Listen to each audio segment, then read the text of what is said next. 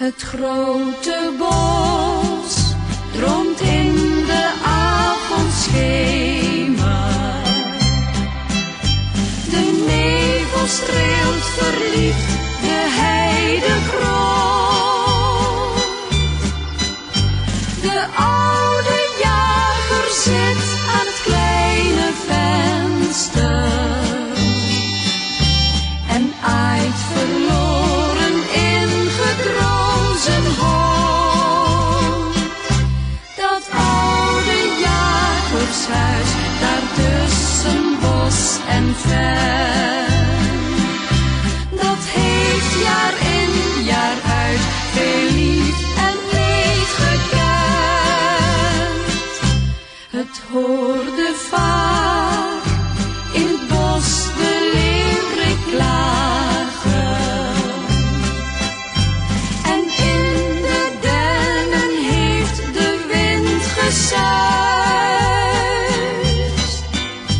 De regen heeft op vele donkere dagen zo fel op groen bemoste dak geruist. Dat oude jagershuis daar tussen bos en ven, dat heeft jaar in jaar uit veel lief en leed gekend. De oude heeft eens over deze drempel zijn jonge bruid in het jagershuis gebracht. De liefde drukte op hun lot haar stempel.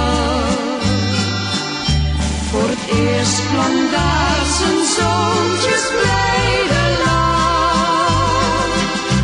Dat oude jagershuis daar tussen bos en ven, dat heeft jaar in jaar uit veel lief en leed gekend.